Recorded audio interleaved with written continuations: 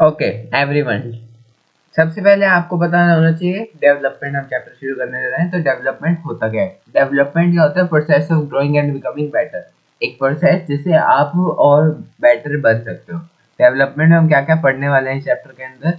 इस चैप्टर के अंदर सबसे पहले हम पढ़ेंगे, बिल्कुल बेसिक से चलेंगे हम, ठीक है। बट डेवलपमेंट डेवलपमेंट है क्या? डिफरेंट लोगों का डिफरेंट डेवलपमेंट होता है। इनकम क्या है, क्या क्या फैक्टर्स डेवलप करते हैं, मतलब इम्पोर्टेंट है।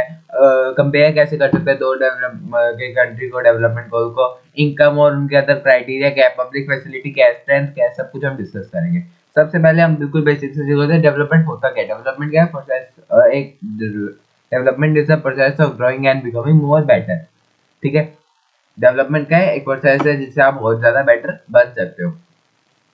हर जने का आइडिया डिफरेंट होगा, हर जने का आइडिया डिफरेंट होगा, हर क्राइटेरिया में आइडिया अलग होगा। मान लो उस बंदे को कुछ करना है फॉर द खुद के लिए, मुझे खुद के लिए कुछ करना है, इंडिविजुअल हूं मैं, मुझे खुद के लिए कुछ करना है, मेरे लिए मेरी अप्रोच अलग होगी। मुझे पूरे नेशन के लिए कुछ करना है, मेरी अप्रोच अलग होगी।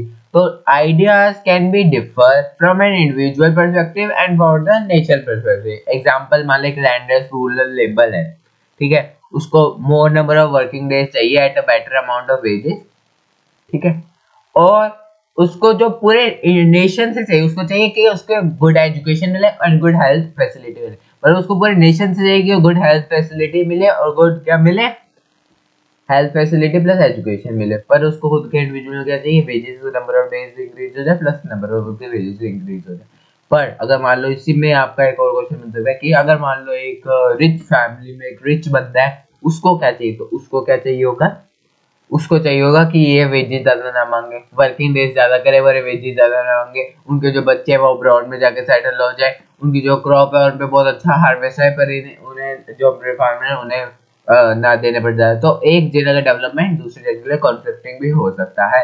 यही नीचे दे रखा है, हर जगह का डेवलपमेंट को एक दूसरे से अलग होता है। एक लड़का है, ठीक है, एक लड़का है, मतलब मैं हूँ एक रिच फैमिली का लड़का हूँ, एक रिच फैमिली की लड़की है, ठीक है। दोनों स्कूल जाते हैं, दोनों कॉलेज जाते हैं, ठीक है।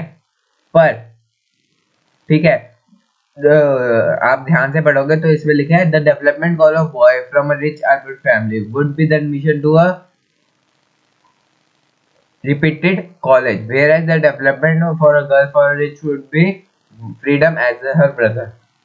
मतलब उसके लिए होगा कि कॉलेज में उसको कोई हो जाए, एडमिशन हो जाए अच्छा वगैरह, है ना, या फिर उसको कोई रात को पार्टी वगैरह करने की ऐसी कोई आदत है, जब वो उसके लिए डेवलपमेंट हो चुकी है, कुछ भी हो सकता है।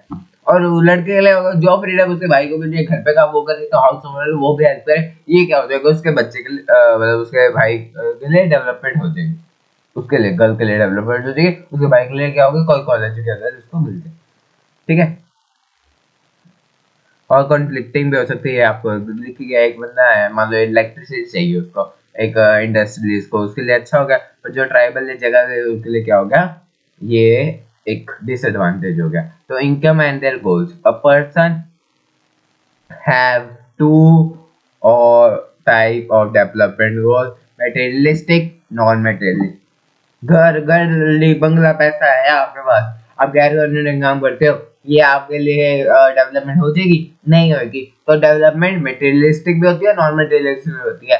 आप घर में काम कर रहे हो, पीछे से सिक्योरिटी नहीं, आपके घर में लूट पाट हो रही है, ये आपके लिए डेवलपमेंट हो जाएगी? कैसे होगी? आप घर पे लड़के कोई वुमेन है, वो बाहर जा रही है, उसको फ्रीडम ही नहीं मिल रही, उसके लिए क्या वो डेवलपमेंट हो जाएगी?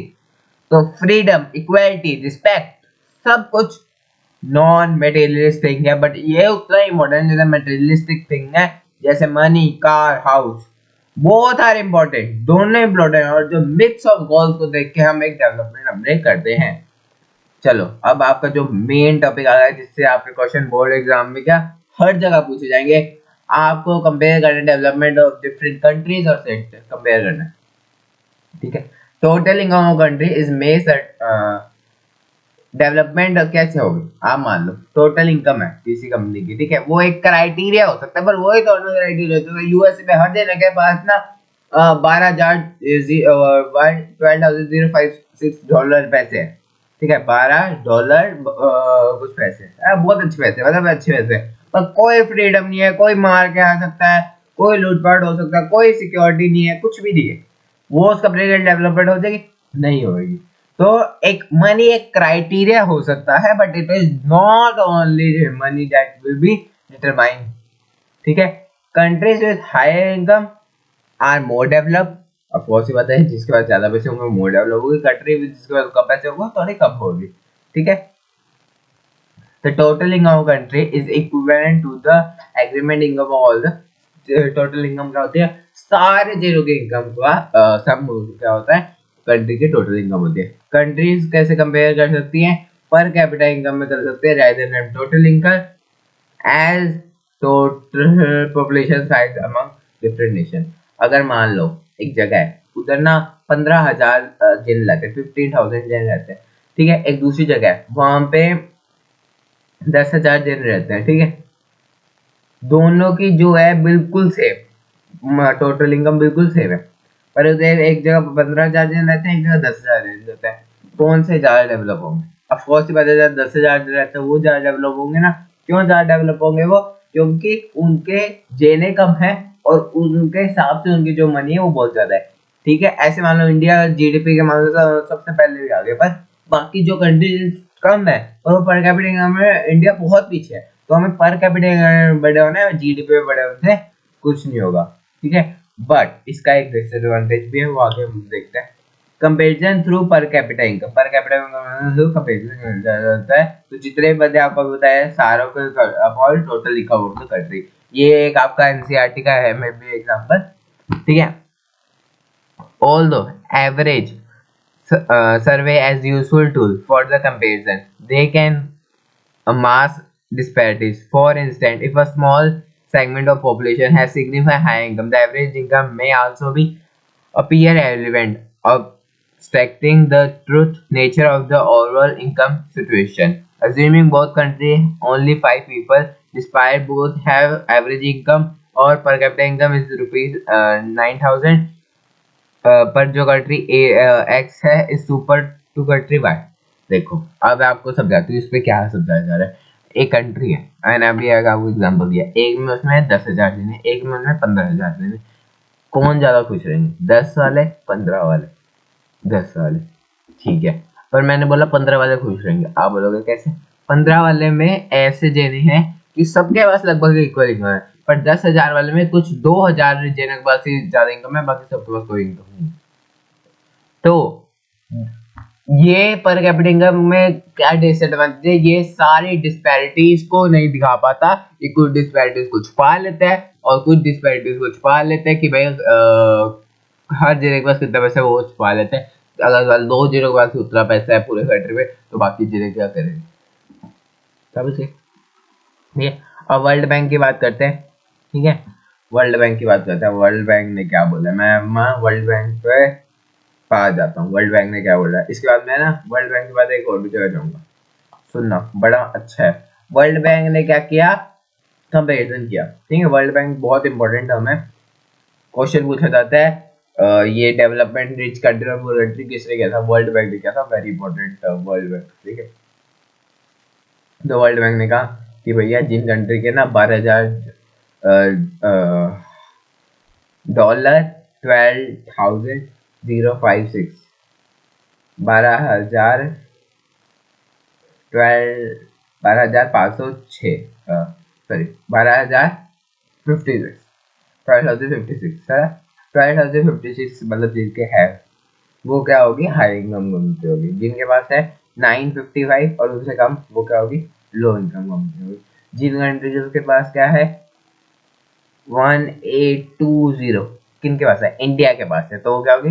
लो मिडिल इनकम होगी। तो क्योंकि लो के पास है जिससे बहुत दूर है, तो ये क्या होगी? लो के पास होगी, पर इतना भी लो नहीं है, तो ये होगी लो मिडिल इनकम कम्युनिटी। अगर मान लो किसी का 11,500 कुछ होता तो वो क्या होगी? High middle income country. समझे? ये इससे क्वेश्चन आएंगे, तीनों फिगर को याद कर लेना। ठीक, अब और भी क्राइटेरिया होते हैं। अब मैं आपको और क्राइटेरिया के बाद ना एक पब्लिक फैसिलिटी बताऊंगा, आपको ह्यूमन डेवलपमेंट रिपोर्ट पढ़ाएंगे। अभी ह्यूमन डेवलपमेंट रिपोर्ट क्या होती है? ह्यूमन डेवलपमेंट रिपोर्ट सारी चीजों पे। अब वर्ल्ड बैंक रिपोर्ट में तो हमने अभी पढ़ा है, वो तो सिर्फ क्या देख रही है? पैसे देख रही है। वर्ल्ड बैंक रिपोर्ट, हमने ह्यूमन रिपोर्ट में पढ़ेंगे वो पर कैपिटा इनकम भी देख रही है, लिटरेसी रेट भी देख रही है, लाइफ एक्सपेक्टेंसी भी देख रही है, तीनों चीजों को देख रही है। Per capita income, literacy rate, life expectancy सबको देख रही है। एंड यही कंसेप्ट नेक्स्ट आता है everything, per capita income, literacy rate, life expectancy सब इम्पोर्टेंट है। आप एक ही क्राइटेरिया को, मान लो एक क्राइटेरिया मेरा सबसे ऊपर है, बाकी क्राइटेरिया कुछ है ही नहीं, तो आप उससे डेवलपमेंट करने में कर ही नहीं सकते। आपको सारे क्राइटेरिया देखने पड़ेंगे। तो ये मेन 3 क्राइटेरिया काम होते हैं, per capita income, literacy rate, life expectancy. बंदा कितना जी रहा है एक साल के अंदर, वो बंदे का कितना पढ़ा लिखा है वो, और उसके पैसे कितने पर कैपिटा इनकम, तो एक आपका होगा ही होगा। ठीक है, now we discuss other criteria. And इसमें आपको सिर्फ एक बात याद रखनी है, जितनी भी डेफिनेशन है ना आपको रट्टी होनी चाहिए, रट्टी होनी चाहिए। यूं ही सेकंड चैप्टर में आएगा, सेकंड चैप्टर में भी आपको ये दिक्कत होगी, फिर ये सारी डेफिनेशन पूछी जाती है। सबसे पहले हम पढ़ेंगे infant mortality rate. Infant mortality rate is the ratio of number of children who perceive, इतना आपको डिफिकल्ट है, who lost their life before 1 year, या फिर the children who die before reaching 1 year of age per 1000 people, per 1000 birth in a given year. In a given year, 1000 living birth, death 1 year. ये 3 factor keywords है जो लिखना जरूरी है। ठीक है, कीवर्ड्स क्या क्या है? सबसे पहला कीवर्ड है हमारा आपका 1 ईयर, 1 साल के अंदर। दूसरा आपका 1000, तीसरा और लास्ट आपका इन अ गिवन ईयर, 1 साल के अंदर। ठीक है, चलो लिटरेसी रेट क्या है? Percentage of the population age 5 year and above is literate. ये 5 की जगह ना 7 हो गया। ठीक, ये 5 की जगह क्या हो गया? 7 हो गया। याद रखना इस बात को। ठीक है, literacy rate is percentage of the people who age 7 year and above is literate. अब हम पढ़ते हैं नेट अटेंडेंस रेशियो। अब ये क्या है net attendance ratio? Number of percentage of people are going to school between 14 and 15 years of age attending the school, ठीक है, out of the total number of children in the same group। 14 से 15 साल के बीच में कितने percentage of the children जो हैं वो स्कूल जा रहे हैं, उसको क्या बोलते हैं? Net attendance ratio out of the total number of student of the same group. Number of students are going to school between the 14 and 15 year of the age out of the total number of children। Let life expectancy, life expectancy कहते हैं number of, इतना आपको different mean इतना number of people are living, duration of individual at the time of the birth, number of the duration of the people, या फिर duration of the individual at the time of birth. ठीक है, कितनी duration होती है? BMI, अभी ये BMI का चक्कर क्या है, क्वेश्चन पूछा जाता है बीएमआई से। बीएमआई 18.5 क्या होता है? लेस क्या बना जाता है? अंडर नरिश बना जाता है। 25 और लोअर कंडीशन नॉर्मल होती है, 25 और लोअर जो होती है वो नॉर्मल होती है। 18.5 से कम क्या होती है? खराब होती है। और मतलब 18.5 से 25 तक क्या होती है? नॉर्मल होती है। ठीक है, और 18.5 से क्या होती है? कम नहीं, वो बंदा क्या होता है? अंडर नरिश्ड होता है। ये क्या बताता है आपको? A person is undernourished और not as per the universal standards. ठीक है, अब ये हमने पढ़ा सबसे पहले कि भैया पर कैपिटा इनकम क्या होती है। Per capita income other criteria पढ़े, अदर क्राइटेरिया पे हमने सबसे पहले इनफेरिबिलिटी रेट पढ़ा। इनफेरिबिलिटी रेट का हमने लिटरेसी रेट पढ़ा। लिटरेसी रेट का डाटा लाइफ एक्सपेक्टेंसी देखी। लाइफ एक्सपेक्टेंसी के बाद हमने क्या देखा? बीएमआई देखा। फटाफट से एक बार रिकैप कर लेते हैं। सबसे पहले हमने क्या देखा? जो डेफिनेशन है उसको, इनफेरिबिलिटी रेट। इनफेरिबिलिटी रेट की डेफिनेशन क्या होती है? Number of children are dying per 1 before reaching 1 year of age per 1000 birth in a certain year या इन अ गिवन ईयर। ठीक है, literacy rate, number of people who are literate above 7 year of age, the number of people who are literate above 7 year है, number of people population age 5 are literate, कुछ भी लिख देना, एक ही बात है। ठीक है, अगला है हमारा net attendance ratio. number of people attend school between 40 to 50 year age 40 to 50 year of age at a particular, ठीक है, at a particular या फिर at a same age, मतलब जो number of people of 40 to 50 are attending the school percentage of a particular children is a same age, ठीक है. Number of percentage of children 40 to 50 are attending school above out of the total number of school. For an example कैसे निकालते हैं data बहुत जरूरी है. Data is being defined as total percentage of total number of students are going to school upon या फिर per total number of students are there in that group या in the same group, ठीक है. ये आपको total number of children बताता है, ये बताता है सेम ग्रुप है, ठीक है. बीएमआई क्या है? बीएमआई आपका है पर्सन इज नरिश और नॉट नरिश, बताता है एज पर द, कैसे बताता है, नरिश है या अंडर नरिश है, कैसे बताता है, स्टैंडर्ड यूनिवर्सल स्टैंडर्ड मेजर के फॉर्मूला है.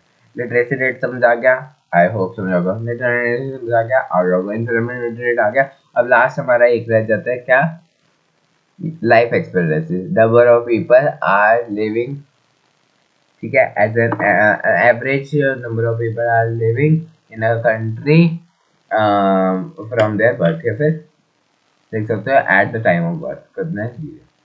अब हम बताए पब्लिक फैसिलिटी, सबसे ज्यादा कंट्रोवर्शियल टॉपिक है पब्लिक फैसिलिटी एंड मनी, ठीक है.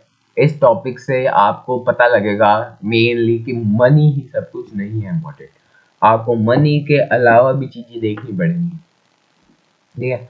ह्यूमन डेवलपमेंट रिपोर्ट, अब मुझे लगता है आपको समझा गया कि ह्यूमन डेवलपमेंट रिपोर्ट पता है यूएनडीपी से निकाली जाती है, United Nation Development Programme, United Nation Development Programme, इससे निकाली जाती है, ठीक है. ठीक है, EM क्या है, एग्जाम में आएगा है इसका, ठीक है. ठीक है, अब इसमें मैं आपको सब पहले ये 2 लाइनें पढ़ा देता हूँ, ठीक है. Middle east education and health standard, ठीक है. ये क्या क्लासिफाई किया है, सारी चीजें की है क्लासिफाई. तो ह्यूमन डेवलपमेंट रिपोर्ट के हिसाब से इंडिया 130 रैंक पे है और जो श्रीलंका है वो है 76. ये बहुत इंपॉर्टेंट है. श्रीलंका वैसे हमारे से बहुत पीछे है, पर इस मामले में श्रीलंका हमारे पास बहुत आगे 76 पोजीशन पे और इंडिया 130 पोजीशन पे. तो ये हमें बहुत ज़्यादा इंपॉर्टेंट चीज़ है, ठीक है, तो याद रखने की जरूरत है. ह्यूमन डेवलपमेंट रिपोर्ट में यही है. सबसे पहले क्या क्या मेजर करता है, किसने कौन इसको एस्टेब्लिश किया, यूएनडीपी ने इसको एस्टेब्लिश किया, ठीक है, मतलब पब्लिश करता है, और इसके यूएनडीपी के और किन किन फैक्टर्स पर 3 क्राइटेरिया पे जिन पे होता है. ये सारी चीजें क्या है, इंपॉर्टेंट है, मोस्ट इंपॉर्टेंट, इनमें एग्जाम में इसमें से आएगा. अब हम पब्लिक फैक्टर पढ़ते हैं, उसके बाद हम लास्ट में पढ़ेंगे हमारा सस्टेनेबल डेवलपमेंट, उसके बाद 7 क्वेश्चन करेंगे हमारा ट्रिपल खत्म, ठीक. सबसे पहले आपको बता दो, money is not everything. Money can not by proper medicine, proper health facility, proper security, proper safety, ठीक है, कुछ नहीं प्रोवाइड कर सकती मनी. मैंने आपको ऊपर पर बताया था. Government provide public facility as some cost efficient and efficient ways to collect offer. आपको ना सिक्योरिटी चाहिए, खुद के घर का ले, ठीक है, या 10 घर आपको मिलकर सिक्योरिटी चाहिए, किस पे कम पैसे लगेंगे, किस में अच्छी सिक्योरिटी होगी, ठीक है. 10 जनों में आप 2-3 सिक्योरिटी लगा सकते हो, एक घर में एक ही सिक्योरिटी लगा पाओगे, हर जगह नहीं होता मन, पता ही है. ये तो एक स्टैंडर्ड है. तो केरला का ना सबसे ज़्यादा लो इन्फेक्टेड रेट है, पर उसकी मनी इतनी ज़्यादा नहीं है, तो वो क्या हो गया, वो हो गया डेवलप नहीं है. ये बहुत डेवलपिंग कंट्री का एक बहुत इम्पोर्टेंट फैक्ट है. The state public distribution system is sure everyone should be have a healthy food, इसलिए क्या है, लो इन्फेक्टेड रेट है. हेल्थ फैसिलिटी जो है, मेडिकल फैसिलिटी प्रोवाइड की जाती है केरला को. केरला की वैसे प्रॉपर एजुकेशन फैसिलिटी है जो क्या अवेयरनेस प्रोवाइड करती है, सबसे ज़्यादा लिटरेट है, ठीक है. लास्ट बट नॉट लीस्ट हमारा पढ़ेंगे हम सस्टेनेबल डेवलपमेंट. शुरू करें सस्टेनेबल डेवलपमेंट। सबसे पहले सस्टेनेबल डेवलपमेंट में हमें क्या पढ़ने की जरूरत है? आपको डेवलपमेंट पता लग गया।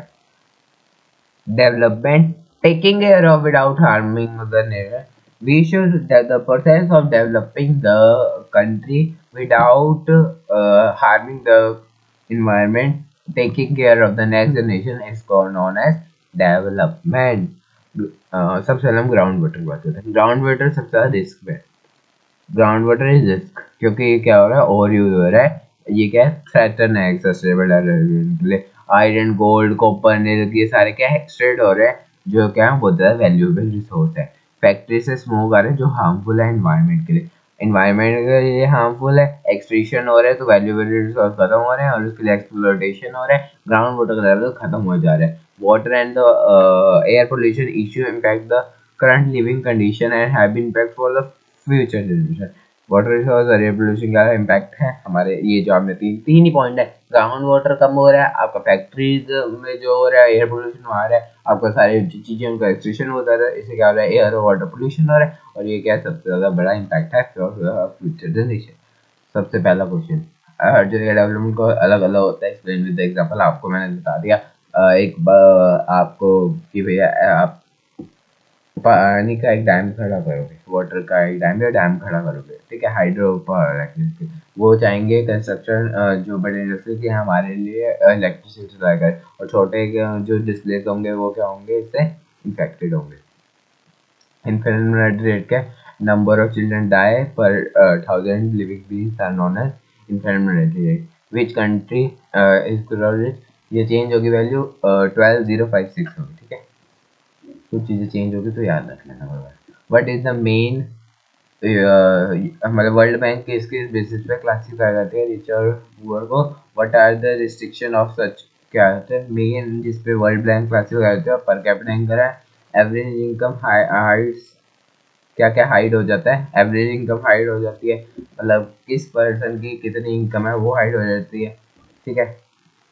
Average income does not tell us the distribution, ठीक है, मैंने बोला ही डिस्पैरिटी है ना। डिस्पैरिटी की स्पेलिंग याद करना है, DISPARITY,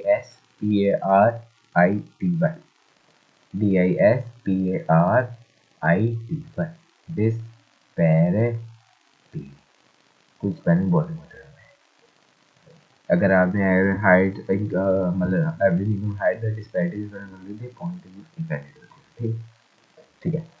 average income does not tell us the distribution of income among the people, है ना। हाइड द डिस्पैरिटी मैंने बोल दिया है। इट इज जस्ट क्या नॉन मेटेरियलिस्टिक मेटेरियलिस्टिक दो बताते थे, मेटेरियलिक राइटिंग, ठीक है। सबसे हमारे last question, second last, third last question, describe the three possible development for the landless rural labour. क्या क्या होंगे, high basic facility and more days of working, better wages, मतलब अच्छी फैसिलिटी मिले और नंबर ऑफ डेज वर्किंग मिले, better wages मिले, quality of the education of बच्चों की increase by the government school. Last वाले दो क्वेश्चन है हमारे लॉन्ग क्वेश्चन, जो 5 नंबर के हमारे मस्त पूछा जाता है। Money cannot buy anything. Money cannot buy anything. All the goods and services that you need to be live well. Do you agree this statement? Justify with the three suitable examples. अभी कर देते हैं। Yes, I agree with the statement because money, ठीक है, money, income and materialistic goals, none are, ठीक है, good alone are not an, ठीक है, अलोन कुछ नहीं कर सकते, आपके पास पैसे है, आपके पास कुछ है, अकेले कुछ नहीं कर सकते, ठीक है। Money can not buy, money cannot buy all the goods and services we need. Yes, I agree with the statement that money cannot buy all the goods and services that we are required, because money cannot buy a pollution-free environment and a clean pollution-free environment and a clean environment with fresh air. ठीक है, and pollution फिर environment disease infected, protect us from infected disease and guarantee good health. Return data sir को भी हो गया था corona virus, कोई बात नहीं। Money can not assure that medicine available in the market are not, medicine जो है वो मार्केट में अच्छी ना बने तो कैसे आप लोगे, ठीक। Medicine can not be available eight adulterated, इतना आपको हाई फाई इंग्लिश लिखने की जरूरत नहीं, आप बिल्कुल समझ लेना। Medicine are not available in market, ठीक है।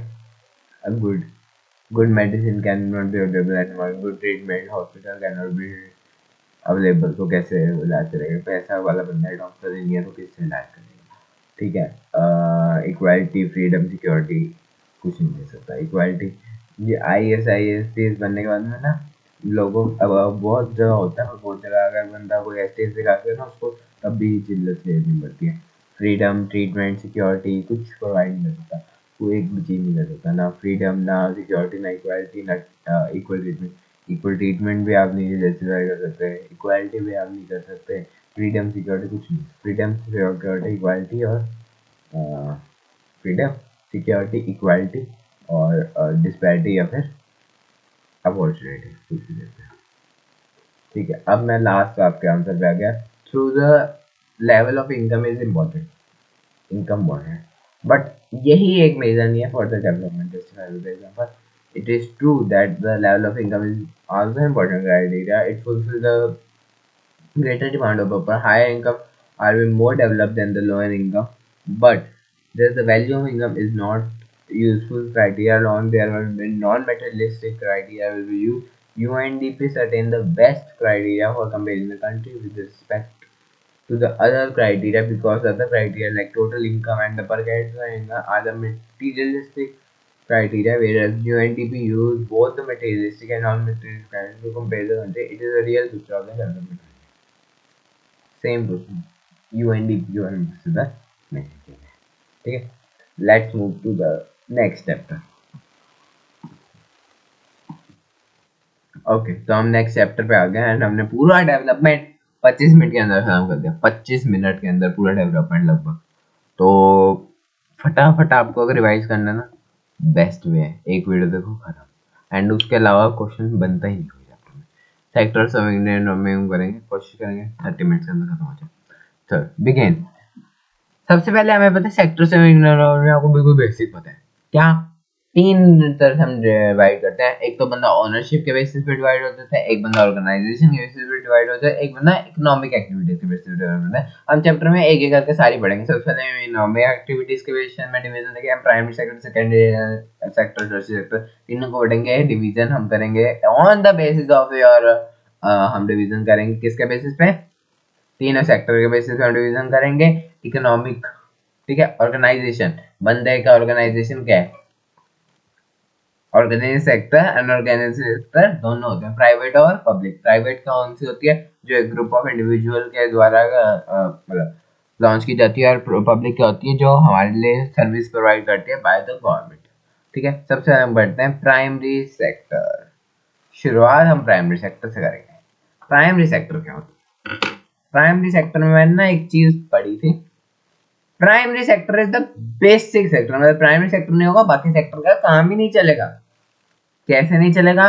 प्राइमरी सेक्टर से जो चीजें होंगी वो सारे नेचुरल रिसोर्सेज से होंगी। इट इज एन प्रोसेस या it is an sector in which there will be all the products which are being exploited by the natural process. It is an activity come under primary active sector, primary activity कुछ भी लिख देना, ठीक है। Sum of the जो होते हैं primary activities के, एग्रीकल्चर, डेयरी, फिशिंग, फॉरेस्टिंग, ठीक है। आपको नाम याद करने पड़ेंगे क्योंकि इसमें क्वेश्चन आता है इन सब में से कौन सी प्राइमरी एक्टिविटी है, तो आपको याद करना पड़ेगा। सबसे पहले आपका एग्रीकल्चर है, फिर आपका डेयरी है, फिर आपका फॉरेस्ट है, फिर आपका फिशिंग है, फॉरेस्ट्री फिर फिशिंग है। तो ये चारों आपको याद करने पड़ेंगे। याद नहीं होता तो आप याद कर सकते हो ADFF याद कर सकते हो, ठीक है। ये इसलिए इसको क्या बोला जाता है, एग्रीकल्चर सेक्टर में बोला जाता है। अब हम बात करते हैं सेकेंडरी सेक्टर की। ये सेकेंडरी सेक्टर का है। सेकेंडरी सेक्टर क्या करता है, एक्टिविटी है in which natural product are been changed, natural product change हो जाते हैं किसके अंदर, इनटू फाइनिश्ड प्रोडक्ट या फिर into a new form by manufacturing, ठीक है। इसलिए इसको वो क्या बोला जाता है, इंडस्ट्रियल एक्टिविटीज, इसलिए इसको इंडस्ट्रियल सेक्टर भी बोला जाता है।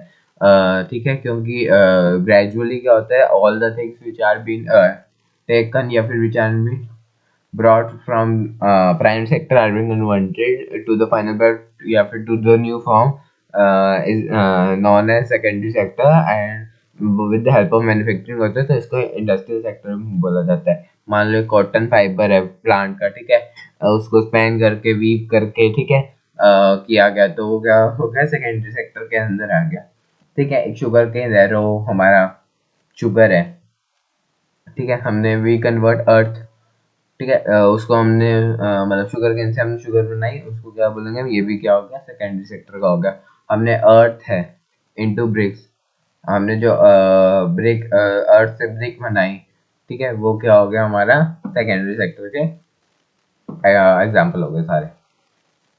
टर्शियरी सेक्टर, ठीक है, मैं आपको तीनों सेक्टर समझाती हूँ, तो तीनों सेक्टर में बताऊंगी कि कैसे इंटरलिंक्ड है। इंटरलिंकिंग भी बहुत इंपॉर्टेंट है। They do not produce any good, but this activity provide a good amount of service. ठीक है, the sector which provide a good amount of service is known as the tertiary sector. This sector is also known as service sector because it provide the service to the goods. ठीक है, अब example पे हम आते हैं। ठीक है, example क्या है, goods that we produce from primary and secondary sector transport, किस होता है, ट्रेन, ट्रक। अगर मान लो एक बंदा, एक कॉटन है, ऊपर हमने कॉटन और शुगर का और एग्जांपल लिया था, तो एक कॉटन है, ठीक है, वो ट्रांसपोर्ट ही नहीं होगी सब बड़ी बड़ी इंडस्ट्री तक, और बड़ी बड़ी इंडस्ट्री से कंज्यूमर तक, तो उसका फायदा क्या, शॉप्स ही नहीं होंगी तो खरीदेंगे कैसे बंदे। तो टर्शियरी सेक्टर क्या प्रोवाइड करता है, सर्विस, खुद कुछ नहीं प्रोड्यूस करता पर सर्विस प्रोवाइड करता है। सर्विस प्रोवाइड करने में भी बहुत इंपॉर्टेंट काम होता है, ट्रांसपोर्टेशन सर्विस होती है, बंदे को सेल कर रहा होता है, टीचर होता है, डॉक्टर होता है, वॉशरमैन होता है, लॉयर होता है, क्या सारे क्या प्रोवाइड करता है टर्शियरी सेक्टर के अंदर, और क्या प्रोवाइड करते हैं, सर्विस प्रोवाइड करते हैं। ठीक है, गुड्स को भी प्रोड्यूस होगी, वो ट्रांसपोर्ट होगी सेकेंडरी सेक्टर में, फिर सेकेंडरी सेक्टर से ट्रांसपोर्ट किसमें होगी, शॉपकीपर्स और रिटेल्स में। ठीक है, सर्विस सेक्टर के अंदर सारी एक्टिविटीज आती हैं, डायरेक्टली जो प्रोडक्शन वैल्यू करती है और नहीं करती। ठीक है, जैसे हमें टीचर चाहिए, डॉक्टर चाहिए, ठीक है, ये हमें सर्विस प्रोवाइड करते हैं हमें। ठीक है, ऐसे हमें वॉशरमैन चाहिए, बार्बर चाहिए, बार्बर चाहिए, लोबर चाहिए, ये सारे क्या हमें सर्विस प्रोवाइड करते हैं, सर्विस क्या हमसे पैसे लेते हैं। ठीक है, ऑल सेक्टर्स आर लिंक्ड और इंटरकनेक्टेड, सारे सेक्टर लिंक्ड है या इंटरकनेक्टेड है। एक एग्जांपल ही लेते हैं यार, सारे सेक्टर लिंक कैसे हैं।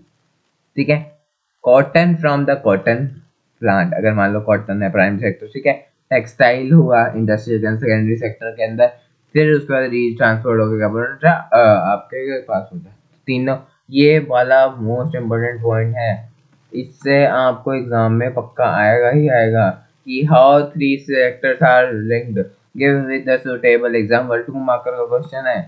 ठीक है, तो आपको लिखना पड़ेगा कि भैया फॉर एन एग्जांपल, अगर कॉटन है प्राइमरी सेक्टर ने बनाया है, वो टेक्सटाइल में बनेगा, उस ट्रांसपोर्टेशन से क्या जाएगा, लोगों को आ जाएगा। तीनों पॉइंट लिखने बहुत इंपॉर्टेंट है।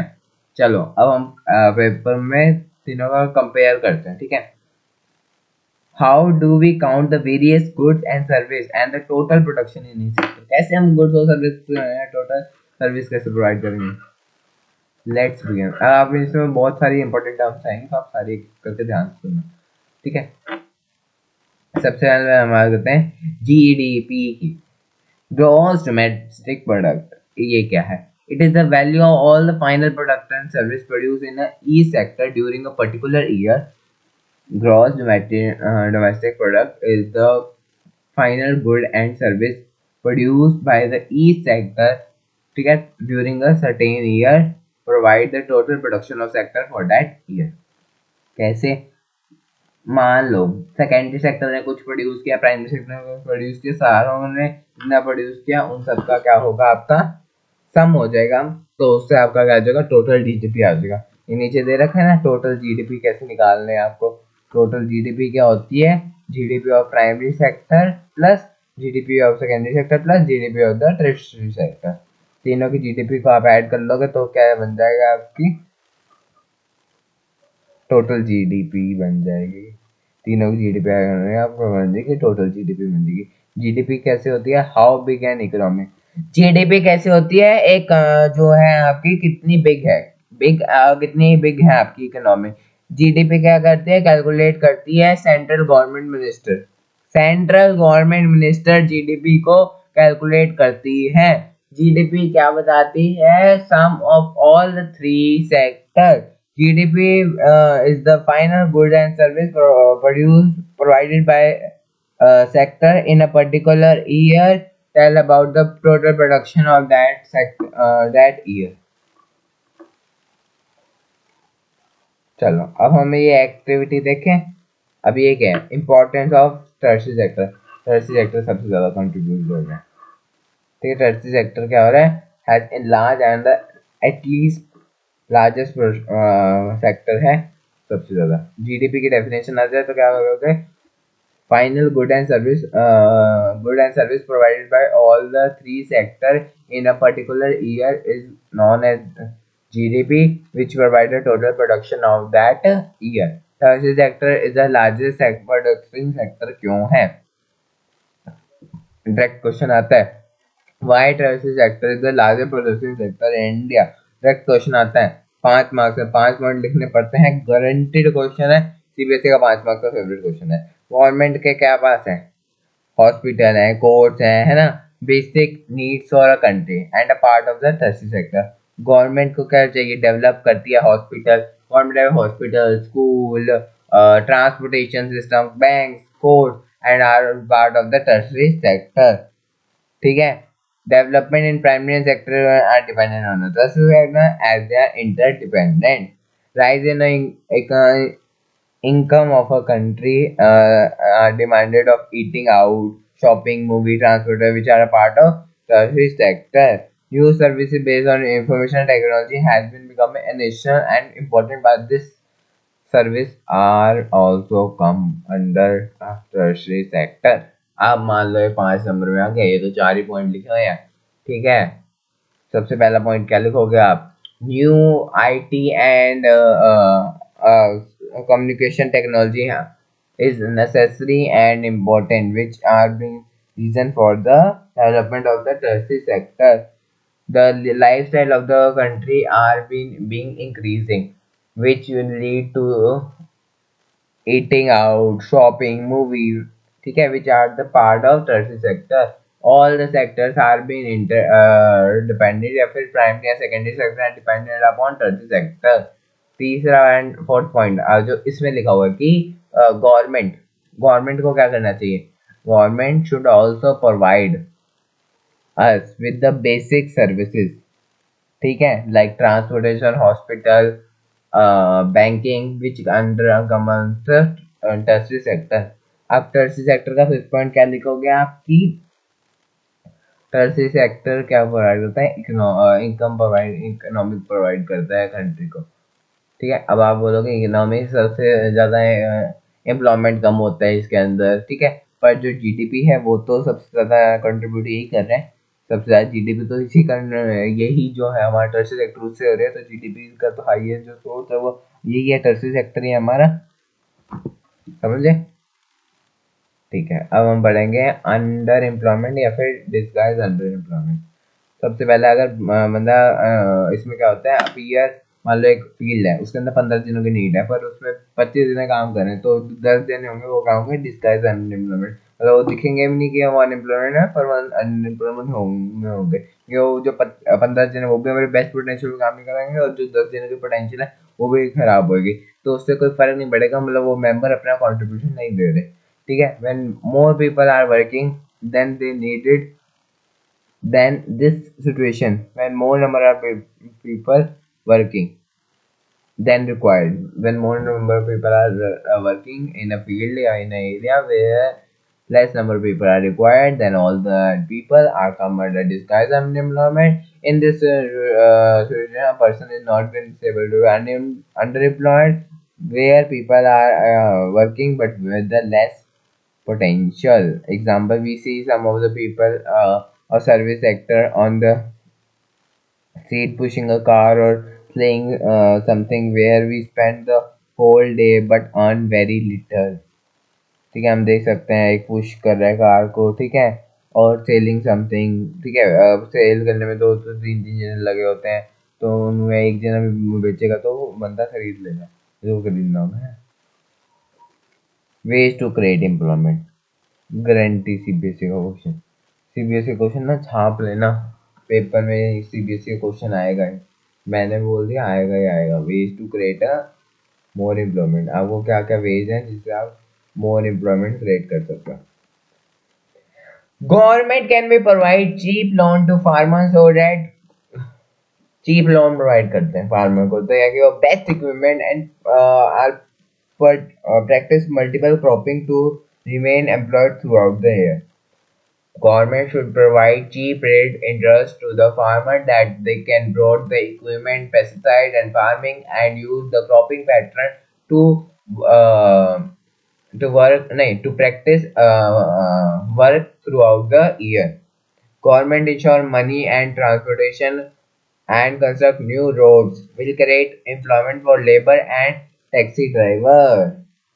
ट्रांसपोर्टेशन, रोड्स, ठीक है। मनी इन्वेस्ट करे गवर्नमेंट जो है money in transportation and new roads, ठीक है, which create the employment for both the taxi driver and labour. Transportation होंगे तो टैक्स ड्राइवर बढ़ेंगे, टैक्स ड्राइवर बढ़ेंगे, ठीक है। रोड्स बनेंगे तो रोड्स में जो बंदे लेबर होंगे वो बनेंगे। हमारा जो ये बहुत ज्यादा इंपॉर्टेंट है, इससे सारी चीजें होती हैं ट्रांसपोर्टेशन और रोड बनेंगी, रोड से हमारा स्ट्रक्चर इंक्रीज होगा, जो बंदे लगेंगे उन्हें एम्प्लॉयमेंट मिलेगी, ट्रांसपोर्टेशन से और भी जनों को एम्प्लॉयमेंट मिलेगी। बहुत इंपॉर्टेंट पॉइंट है, इससे बहुत ज़्यादा एम्प्लॉयमेंट होती है, ठीक है।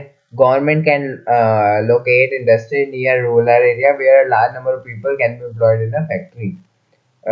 रूरल एरिया में इंडस्ट्री सेटअप कर सकते हैं जिसमें लार्ज नंबर ऑफ पीपल क्या है उसे सोचें। Only 52% of children go to school if more schools are constructed, teachers are appointed, which create the at least 20 lakh jobs. Tourism can be improved for create 35 lakh jobs. Tourism भी increase हो सकता है, ठीक है। Create कर सकते हैं हम मोर एम्प्लॉयमेंट बहुत तरीकों से, सच बता रहा हूँ बहुत तरीकों से कर सकते हैं, ठीक है। अब इन तरीकों को हम फटाफट से मैं तुम्हें एक रिकैप कराती हूँ, फिर हम बढ़ेंगे महात्मा गांधी। महात्मा गांधी महात्मा गांधी महात्मा गांधी महात्मा गांधी महात्मा गांधी ने क्या किया, महात्मा गांधी का ना आप सुन के आपको मजा आ जाएगा महात्मा गांधी ने क्या किया, ठीक है। अभी हमारा कुछ ज़्यादा टाइम नहीं है, आराम से सुनेंगे महात्मा गांधी के बारे में। सबसे पहले हमें पढ़ना है कि भैया कर क्या जा सकते हैं। सबसे पहले टर्सरी सेक्टर में क्या हुआ, टर्सरी सेक्टर में बेसिक रिक्वायरमेंट चाहिए थी, लोगों की इनकम बढ़ रही थी, वो बाहर शॉप कर रहे थे, ठीक है। तीसरा पॉइंट क्या था हमारा, तो बाहर तो शॉप कर लिया बंदों ने, ठीक है, मान लिया मैं लोग पैसे बाहर फूक रहे हैं, बेसिक एम्प्लॉयमेंट चाहिए बंदों को, आईटी और इंडस्ट्री सेक्टर, वो 3 पॉइंट हो गए। चौथा सारे इंटरडिपेंडेंट है, ठीक है। फिफ्थ पॉइंट जीडीपी कंट्री के बढ़ रहे हैं, 5 पॉइंट आप आराम से लिख सकते हो।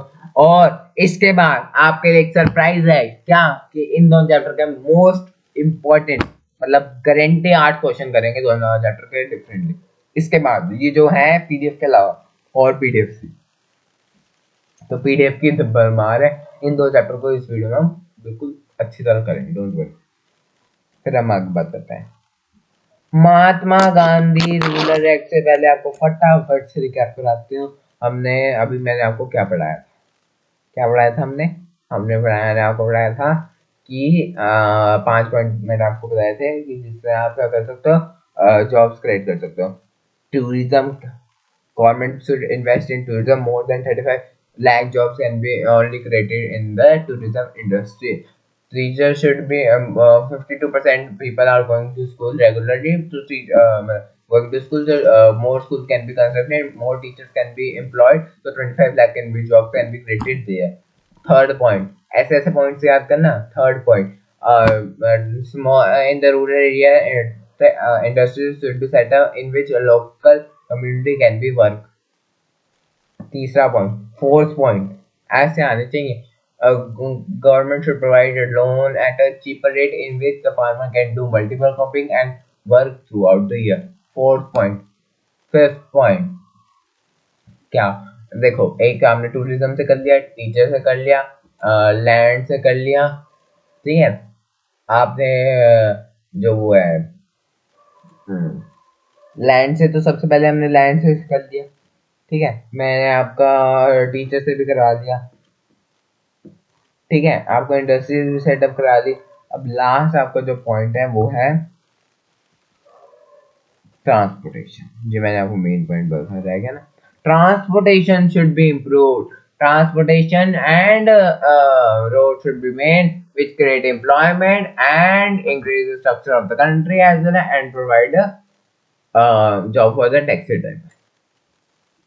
महात्मा गांधी ने अब क्या कर दिया, Mahatma Gandhi guaranteed, Mahatma Gandhi national rural employment guarantee act, Mahatma Gandhi national rural guarantee national rural Mahatma Gandhi national rural employment guarantee act, national employment guarantee act 2005 में हुआ था। 625 में शुरू हुआ था और एक बहुत शॉर्ट स्पेल के लिए शुरू हुआ था। ये किसके अंदर आता था, राइट टू वर्क के अंदर आता था, Mahatma Gandhi national rural employment guarantee act 2005। ठीक है, इसमें क्या था, हम एम्प्लॉयमेंट प्रोवाइड करेंगे पर्सन को 100 डेज के लिए ईयर के अंदर। इफ गवर्नमेंट फेल होती है तो अनएम्प्लॉयमेंट चार्जेस गिवन दिए जाते हैं पर्सन को। ठीक है, इसके बारे में पूरा पॉइंट था 9th क्लास में, 10th में इतना कुछ नहीं है। ऑर्गेनाइज और अनऑर्गेनाइज सेक्टर, ठीक है। अब इसमें आप बोलोगे एक स्लाइड में, इसमें पेपर में आपका एक ही क्वेश्चन पूछा जाता है, difference between organise and unorganise sector. 5 marks का क्वेश्चन था, मैं कंफ्यूज हो गया पेपर में, मेरे 5 में 0 मार्क्स आए थे, और मिड टर्म की बात बता रहा हूँ आपको, 5 में से 0, 10th क्लास में। तो बहुत इंपॉर्टेंट है, आप उसको, जिस बच्चे को आता भी है डोंट स्किप इट आउट। ठीक है, organized sector are being ruled and regulated by the government. Unorganized sector are not ruled and regulated by the government and are people are being getting violated, मतलब मारे जाते हैं by them. ठीक है, workers and job are not secure in unorganized work are secured and they get pension when they get retired. They do not get any amount of pension when they retire. ठीक है, बहुत अच्छे point लिखे हैं। ठीक है, jobs, workers and jobs are having security, they do not send out without any reason, their workers and jobs are not secure, they can मतलब ऐसे निकाल सकते हैं without any reason. Pension are be guarantee, pension कोई guarantee नहीं है। Job की जो कंडीशन है, एनवायरनमेंट है, वो बहुत ज़्यादा क्या है, अच्छा है। Working condition and a safe environment, इनमें क्या है, working condition in danger, working environment without any safe equipment. Working में क्या होता है, safe environment, working in very danger और विदाउट एनी सेफ इक्विपमेंट, कोई सेफ इक्विपमेंट नहीं होता इसमें। इनकी कंडीशन भी होती है, their condition are not also good, इनकी कंडीशन भी क्या होती है, अच्छी नहीं होती। ठीक है, इसमें पॉइंट है 1 2 3 4 5, 5 पॉइंट है, 5 पॉइंट याद करके जाना। ठीक है, हर people have a fix amount of working hour and if they work over time they get extra pay, they do not have fix hour working hour and they work extra, they do not get any extra amount of payment, they get leaves, payment, holiday etcetera, they do not have any benefit, no holiday, no sick leave. ठीक है, इन बस holiday होते हैं, example government job, ठीक है, school, banks. ठीक है, अब इनको हम सबसे पहले डिफ्रेंशिएट करते हैं। ठीक है, आपको आराम से मैं आपको बताता हूँ, organise sector, unorganise sector, difference करते हैं इनमें। सबसे पहला ऑर्गेनाइज और अनऑर्गेनाइज। ऑर्गेनाइज में करते हैं fix hour of fix hour होते हैं, और अगर ओवर टाइम करते हैं तो उनके लिए एक्स्ट्रा दे देते हैं, fix hour of working.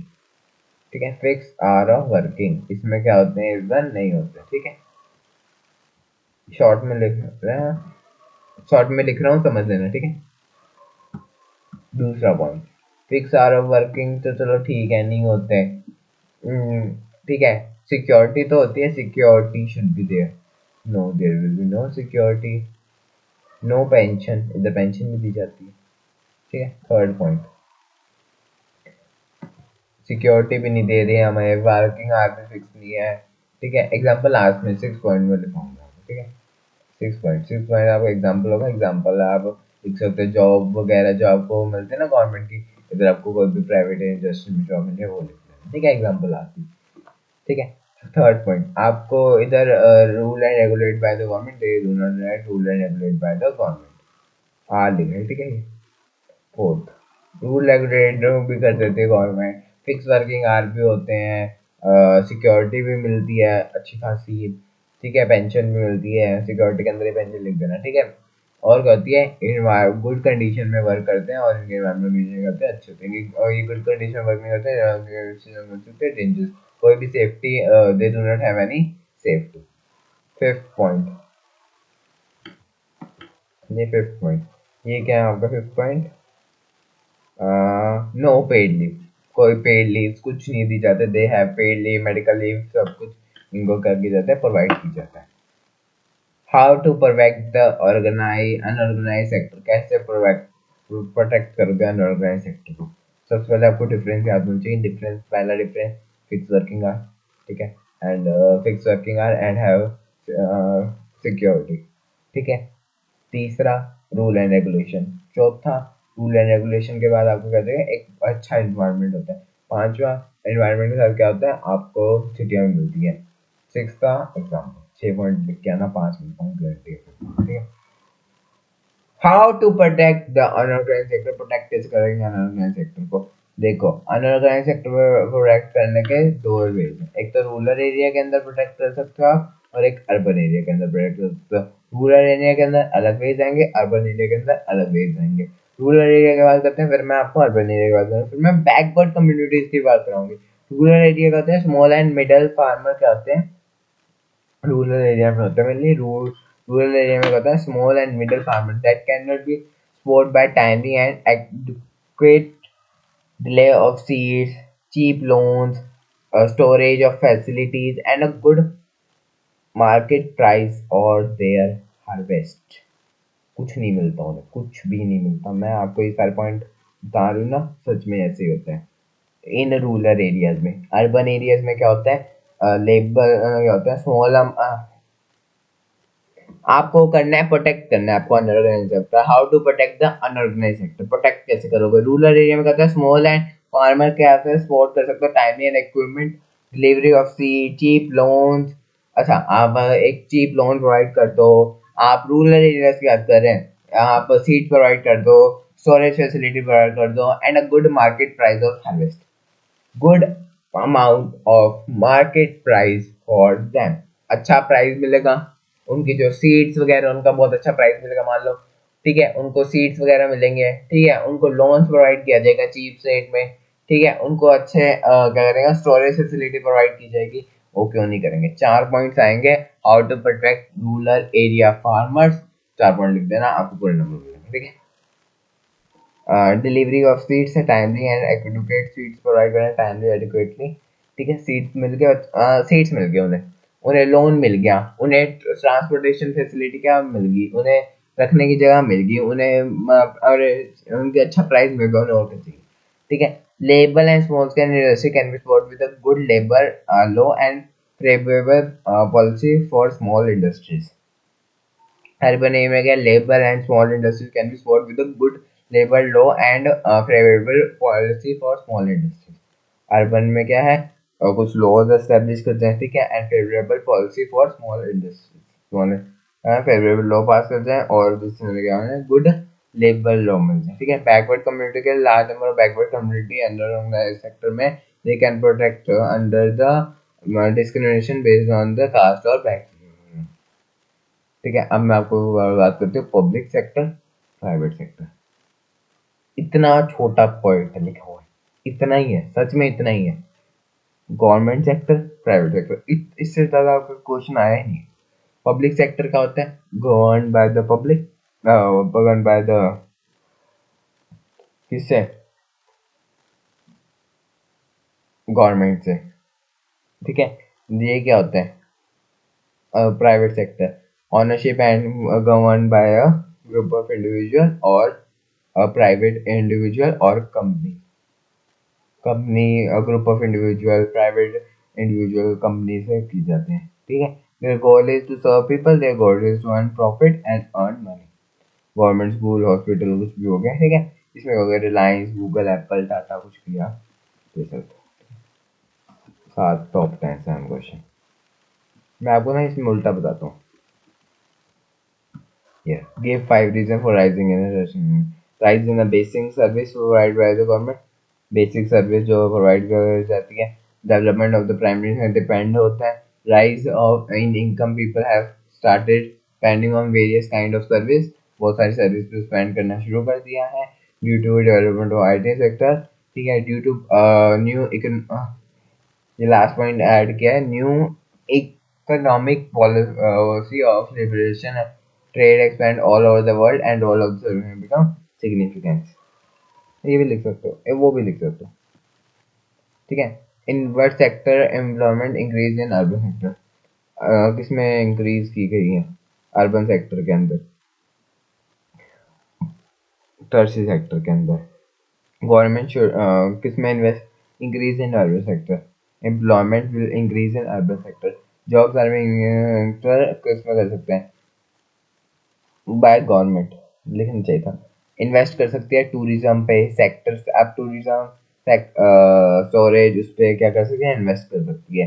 Government क्या प्रोवाइड कर सकती है? Loan to the people for starting their own business at a reasonable rate, एक छोटे से अमाउंट में मनी पे एक रीजनेबल रेट पे क्या प्रोवाइड कर दें? मनी प्रोवाइड कर दे। ठीक है, लोगों को। ये क्वेश्चन इस साल के सैम्पल पेपर का क्वेश्चन है। एक बंदा है, वो कैसे अपना न्यू बिजनेस स्टार्ट करे, आपको ये 5 पॉइंट लिखने हैं। Jobs can be created by launching various government scheme. ठीक है, जॉब्स क्रिएट की सकती हैं। Good jobs can be created in field of education, health and tourism. मैंने आपको बताया है, job can be created by the government scheme, jobs can be created in the education, health and tourism. ठीक है, open for opening of service like the cold storage, जिसमें बंदा अपना सामान रखता है। Providing low for eight a reasonable price, opportunity for new industry should be identical located and promoted in the small towns. Opportunity for new industry should be identical located and promoted in the small town. ठीक है, I hope this will be clear for everyone. ठीक है, अब मैं इसको फटाफट से एक समराइज कराता हूँ आपको। पहला, आप अनऑर्गेनाइज सेक्टर में जॉब क्रिएट, एक जॉब क्रिएट करने के लिए गवर्नमेंट को क्या करना चाहिए? Government should launch government scheme provide the job for people, government should provide the cold storage to the people, government should provide cold storage के साथ साथ क्या प्रोवाइड कर सकती है? Loan at a cheaper rate. ठीक है, लोन प्रोवाइड करने चीपर रेट से क्या है? पैसा है, ऐसा चीप रेट में मिल जाएगा, बंदा कर लेगा। कोल्ड स्टोरेज मिल जाएगी, वो भी पैसे से आती है। कोल्ड स्टोरेज में इतना सामान रख पाएगा, वो जल्दी ही खत्म। गवर्नमेंट स्कीम से क्या मिलेगा? और पैसे मिल जाएगा। जॉब्स इसमें क्रिएट कर सकते हैं आप, अभी हमने बोला था टूरिज्म, हेल्थ, एजुकेशन में आप क्या कर सकते हो? जॉब्स क्रिएट कर सकते हो। और क्या कर सकते हो आप? लोन दे दिया हमने, जॉब्स दे दी, है ना। और क्या कर सकते हो आप? Transportation and storage facility should be introduce. Opportunity, हाँ, लोकल एरिया में क्या कर सकते हो आप? अपॉर्चुनिटी कर सकते हो। और क्या आप, लास्ट पॉइंट क्या था आपका? यही था ना, opportunities at a local area आप प्रोवाइड कर सकते हो। ट्रांसपोर्टेशन और फैसिलिटी क्या कर सकते हो? इंक्रीज कर सकते हो। ठीक है, फटाफट इसको हम एक सा रिकैप देते हैं। पहला पॉइंट आपका था कि भैया कोल्ड स्टोरेज होना चाहिए। दूसरा था लोन प्रोवाइड कर सकते हो आप चीप रेट पे। ठीक है, तीसरा क्या था आपका? लोन प्रोवाइड करने के बाद क्या कर सकते हैं? हम बिल्कुल बेसिक से शुरू करते हैं। बेसिक क्या था? सबसे पहले आपको क्या चाहिए होगा? ट्रांसपोर्टेशन फैसिलिटी चाहिए होगी, लोन्स चाहिए होंगे। ठीक है, loans will be provided eight cheaper rate. Industries आप खोल सकते हो, आप कोल्ड स्टोरेज खोल सकते हो, है ना। आप गवर्नमेंट स्कीम रन कर सकते हो। ठीक है, और क्या कर सकते हो आप जॉब्स क्रिएट कर सकते हो किसके अंदर? इंडस्ट्रीज के अंदर, टीचर जॉब वगैरह, आप उनमें क्या कर सकते हो? जॉब भी क्रिएट कर सकते हो। Fifth question, give for reason for rising, और अभी तो मैंने बताया basic rise in income, development of primary and secondary sector.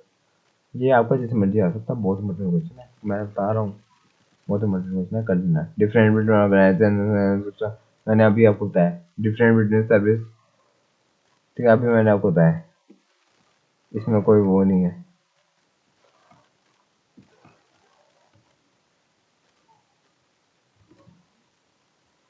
ये अच्छा है, सर्विस कंडीशन क्या होते हैं? बिग यूनिट्स में होते हैं, स्मॉल यूनिट में होते हैं। ये रजिस्टर्ड होते हैं, ये रजिस्टर्ड होते हैं। इनमें फॉर्मल होता है, इनमें इनफॉर्मल होता है। इनमें सिक्योरिटी होती है, इनमें नहीं होती। सिक्योरिटी होती है नहीं होती, फॉर्मल होता है नहीं होता, एक फॉर्मल होता है एक फॉर्मल नहीं होता, ऑर्गेनाइज फॉर्मल होता है अनऑर्गेनाइज फॉर्मल नहीं होता, सर्विस बेसिक प्रोवाइड की जाती है, रेगुलेट होता है गवर्नमेंट, ये क्या होता है रेगुलेट नहीं होता गवर्नमेंट से, ये ऐसे ही है। ठीक है, तीसरा क्या पॉइंट है आपका, हाँ बिग यूनिट्स होते हैं वो स्मॉल यूनिट्स होता है। लास्ट क्या है, फॉर्मल, फॉर्मल तो आपको पता ही है गवर्नमेंट का होता है, ये भी पता है आपको। Secure there is a security of employment, security of employment भी होती है। आप डिफरेंस लिख देना तो भी आपको अच्छा लगेगा। Highlight the three factor responsible for the growth of the service sector and Indian economy. Service sector के rise in the basic development of the primary rise of, और ये क्वेश्चन ना इतना इम्पोर्टेंट, आपको कैसे थर्ड क्वेश्चन ये fifth question ये last question ये, इतना इम्पोर्टेंट क्वेश्चन कोई कैसे हो सकता है आप खुद बताओ। यही है यही है, but what considered the unorganized sector in the urban area,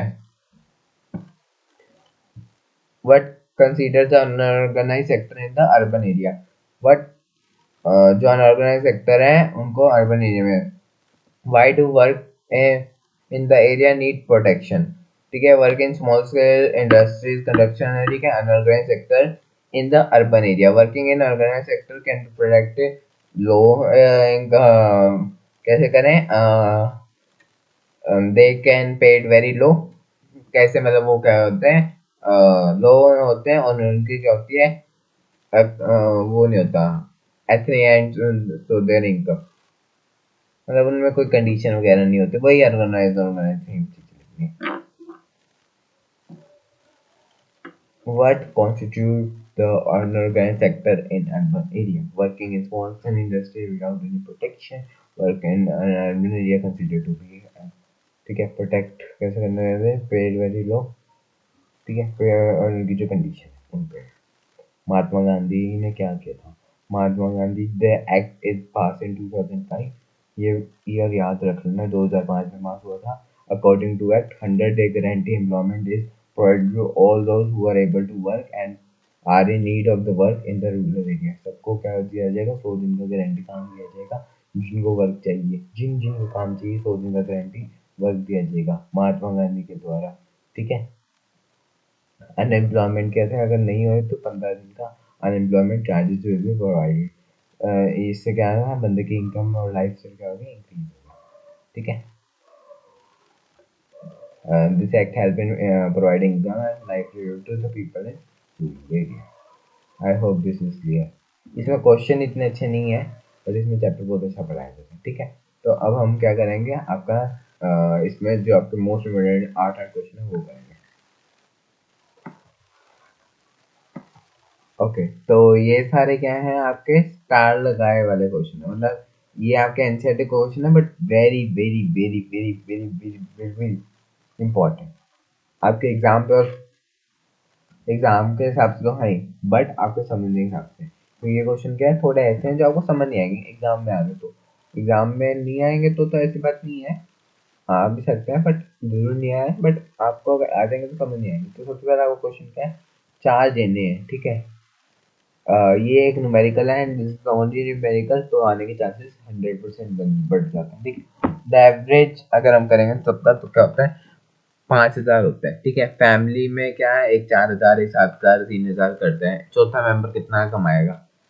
ठीक है, एवरेज क्या होता है आपको पता है, एवरेज ही आपको अभी बता, इसलिए मैंने पहले एवरेज अलग होता है, average per capita income, average ही एक बात होती है, एवरेज पर कैपिटा इनकम होता है टोटल इनकम और कंट्री डिवाइडेड बाय 4, तो ये 4 इंटू में चल जाएगा, आप चारों को ऐड कर देना, उसके बाद ये जो आपका नंबर आएगा इनका इंटू करके आपको 20,000 आया, माइनस में जो आया इसको कर देना 6,000 आपके इनकम आ गई। समझ गए, एवरेज हम पढ़ेंगे अभी। एवरेज क्या होता है, हर जने का different country have different population, तो कैलकुलेशन ऑफ एवरेज इन जो होता है सब में क्या होता है डिफरेंट होता है। ठीक है, तो लिमिटेशन क्या है, we can not know income of the people, हम पता ही नहीं कर सकते कि कितने पीपल की इनकम है। सस्टेनेबल डेवलपमेंट इम्पोर्टेंट क्यों है, sustainable development important because it is the natural resource को देख के ध्यान रख के केयरफुली इसको फ्यूचर जनरेशन किया जाता है।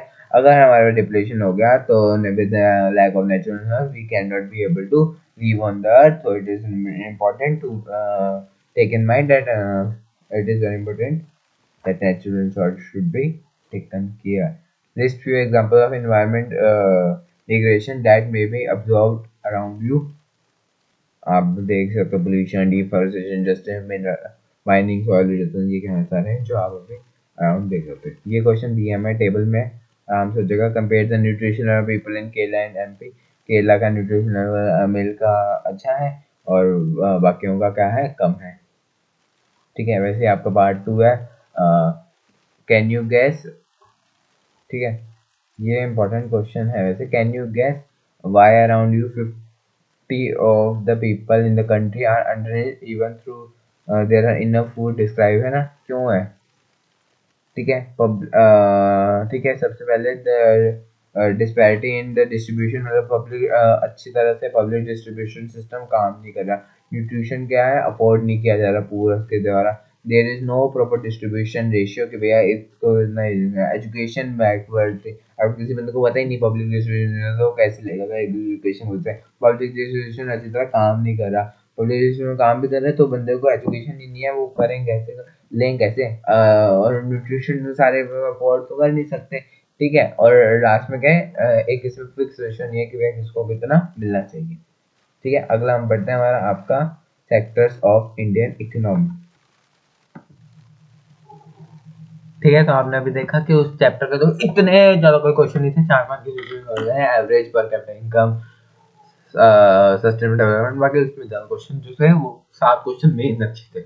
इसलिए हम करते हैं स्टार्टिंग में। ठीक है, सबसे पहले हम करेंगे chapter 3 sectors of Indian economy. समझेंगे कि भैया क्लासिफिकेशन क्या था। हमने पहली स्लाइड में पढ़ा था क्लासिफिकेशन, उसको एक क्वेश्चन है कि हमने पढ़ा था इकोनॉमिक वे के बेसिस पे क्या क्या क्लासिफिकेशन था, प्राइमरी, सेकेंडरी, टर्शियरी। ठीक है, ऑर्गेनाइजेशन के बेसिस में था अनऑर्गेनाइज, ऑर्गेनाइज। ठीक है, ओनरशिप के बेसिस में था प्राइवेट और पब्लिक बोलते हैं। ठीक है, अब इन तीनों को डिस्क्राइब करना है तो प्राइवेट सेक्टर आपको बता ही दिया, जिसमें डेयरी वगैरह प्रोडक्ट यूज होता है। ठीक है, एग्रीकल्चर सेक्टर में बोला जाता है। ठीक है, इसमें सेकेंडरी सेक्टर जिसमें आपका प्रोडक्ट बनता है, टैक्सी सेक्टर जो आपको सर्विस प्रोवाइड करता है। आप पढ़ सकते हो। ठीक है, पर इसमें कुछ इतना खास है नहीं। All the sector which provide you the services by the support of primary sector in this sector क्या कहता है, army, transportation, hospital, courts come under tertiary sector. ठीक है, it is also known as service sector. Difference आते हैं तीनों में तो क्या देखोगे, प्राइमरी सेक्टर एग्रीकल्चर है, में सेकेंडरी सेक्टर में मैन्युफैक्चरिंग होता है, टर्शियरी सेक्टर क्या होता है, टर्शियरी सर्विस होता है। सेकंड डिफरेंट डेफिनेशन लिख दोगे, इन this sector all the exploitation of the natural resource in the manufacturing the service provide होता है। तीसरा डिफरेंस क्या लोगोगे, तीनों के आगे नाम लोगे। It is also known as agriculture sector, it is also known as industrial sector, it is also known as service sector. चौथा क्या लिखोगे, एग्जांपल लिख दोगे। 4 डिफरेंस में आपका 3 मार्क्स गारंटी मिल जाएगा। ठीक है, explain how public sector contribute to the economy. Public sector कैसे क्या करता है, इकोनॉमी को आपके कंट्रीब्यूट करता है। Rapid development through public sector. It promotes rapid development through expenditure of an infrastructure. Infrastructure हो रहा है तो development हो रहा है। Employment opportunity, financial resource for development. ठीक है, income, wealth and balance regional development. ठीक है, और क्या कहता है, easy available of goods at a moderate rate. ठीक है, और क्या करता है, it can contribute to community development, human development. ठीक है, it contribute to human development, it provide loans at it provide goods at a moderate rate, कम price में मिलता है। It ensure equality of income, wealth and at a balance regional development. ठीक है, financial resources for development develop करते हैं, employment को opportunities देते हैं। फाइनेंशियल रिसोर्स है, rapid development, rapid economic development for certain and expedition of infrastructure पे बहुत इंपॉर्टेंट है। इंफ्रास्ट्रक्चर वाला तो इतना इंपॉर्टेंट है आपका ना, ऐसे स्टार मार्क कर लेना इंफ्रास्ट्रक्चर पे। ठीक है, एक्सपेंडिचर ऑफ इंफ्रास्ट्रक्चर। ठीक है, सबसे पहला पॉइंट, ये सबसे पहला पॉइंट लिखते हैं। इन क्या प्रोवाइड करता है? एम्प्लॉयमेंट। दूसरा इनकम, ठीक है, प्रोवाइड इनकम, फाइनेंशियल मतलब चीज़ों को मॉडरेट प्रोवाइड करता है, एम्प्लॉयमेंट प्रोवाइड करता है, एम्प्लॉयमेंट प्रोवाइड कर दी, ठीक है, और मॉडरेट रेट पे चीज़ों को प्रोवाइड कर दिया, एम्प्लॉयमेंट प्रोवाइड कर दी, ठीक है। फाइनेंशियल रिसोर्सेज फॉर डेवलपमेंट, आपको फाइनेंशियल रिसोर्सेज डेवलपमेंट के लिए, ठीक है। Equality of income, equality provide करता है, ठीक है। इनकम वेल्थ सबके लिए क्या करता है? इक्वालिटी प्रोवाइड करता है, ठीक है। और क्या, ह्यूमन इंडेक्स में भी कंट्रीब्यूट करता है, इक्वालिटी प्रोवाइड करता है in the wealth and financially क्या करता है? कंट्रीब्यूट करता है। सबसे इजी तो आपको यही है, it contribute to the financially contribution होता है इसका, ठीक है। दूसरा आप लिख सकते हो फाइनेंशियल कंट्रीब्यूशन के साथ में कि भैया एम्प्लॉयमेंट प्रोवाइड करता है। तीसरा हमें मॉडरेट रेट में चीज़ें प्रोवाइड करता है, ठीक है। चौथा ये ह्यूमन इंडेक्स को भी क्या करता है? कंट्रीब्यूट करता है, ठीक है। ये 4 पॉइंट तो आपको रहते होने चाहिए, ठीक है।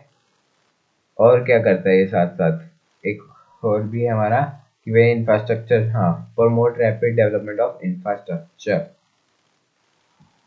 एक और भी रहेगी शायद, बैलेंस भी हो गया फाइनेंशियल रिसोर्स फॉर डेवलपमेंट, और ये भी रह गया हमारा इक्वालिटी फॉर वेल्थ, ठीक। What do you mean by final good? Final good is those good that can be considered as an intermediate which are being used during the production of final good. For example, अगर हमारी salt of car manufacture use हुआ है ना, तो that value for final good for all the intermediate होती है, तो final good की वैल्यू ही क्या होती है? जीडीपी के अंदर काउंट होती है। एक शुगर केन का एग्जांपल होता है, तो एक्सप्लेन द इंटरमीडिएट प्रोडक्ट। एक शुगर केन में तीनों सेक्टर यूज होते हैं, तो कल्टीवेशन शुगर क्या है? प्राइमरी क्रॉप है। शुगर केन का मैन्युफैक्चर वो शुगर केन से जो शुगर के फॉर्म में क्या होता है? मार्केट में आती है। तो इसमें जो है पहले दोनों क्या इंटरमीडिएट, और तीसरा वो है फाइनल प्रोडक्ट। मगनरेगा मैंने आपको बताया थी, अभी आपका क्वेश्चन आया था। मगनरेगा क्या होता है कि भैया राइट टू वर्क के अंदर आता है, जिसके अंदर सारे को क्या कहा जाता है? गारंटी वर्क प्रमोट किया जाता है। इसका ऑब्जेक्टिव क्या है? वर्किंग गारंटी प्रोग्राम, अगर नहीं मिलता तो 15 दिन के साथ मिलता भी है। ये क्या होता है? ग्राम पंचायत आफ्टर वेरिफिकेशन आपको मिल जाता है। ST जो होते हैं वो सफर होते थे, उनको मिल जाता है। एंड क्या प्रोवाइड करते हैं? जो बंदों के लिविंग का स्टैंडर्ड है उसको इंक्रीज कर देते हैं। Employment increase in both rural and urban area. How employment increase? Employment कैसे इंक्रीज हो सकती है? गवर्नमेंट क्या प्रोवाइड करे? लोन सेट की बड़े गवर्नमेंट क्या करे? लोन प्रोवाइड करे। Government invest in the small scale industries में हेल्प करे। गवर्नमेंट क्या करे? Semi rural area where number of people उधर क्या करे? लॉज इम्प्लीमेंट करे, ठीक है। मोर डैंस एंड किया जाए, जिससे आप क्या करें? मोर एम्प्लॉयमेंट ट्रांसपोर्टेशन स्टोरेज के लिए क्या किया जाए? मोर जिससे मोर जगह, ठीक है, more spend on transport and storage, जिससे मोर जो है बेनिफिट मिले। Investing on transportation and IT sector, ये भी एक बहुत इम्पोर्टेंट पॉइंट है। अब इसमें ना गवर्नमेंट क्या कर सकती है, मैं आपको ना बिना इसके आंसर बताता हूँ। सबसे पहले लोन प्रोवाइड कर दें, बंदे को लोन मिल गया। लोन मिलना इज द बेसिक नेसेसिटी, मतलब लोन मिल गया, बंदे की आगे परेशानी चलेगी, लोन मिल जाए, ठीक है। और क्या पॉइंट रहता है लोन के बाद?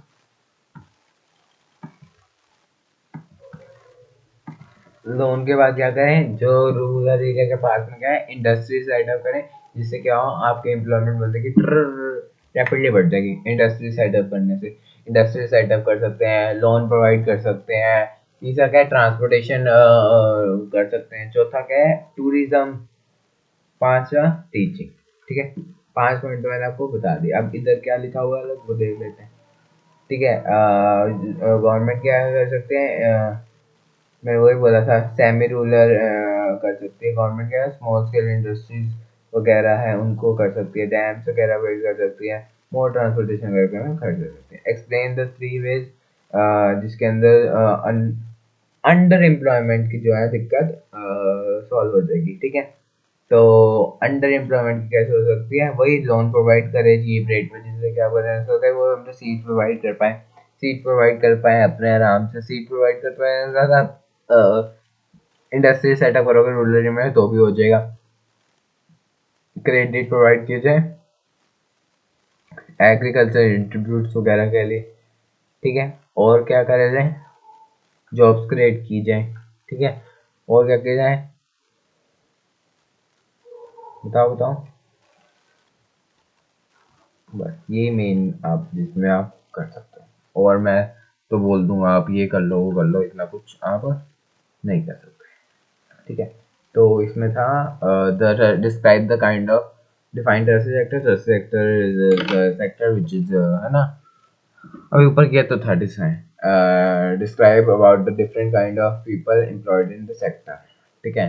The first kind of people skilled people like doctor वगैरह।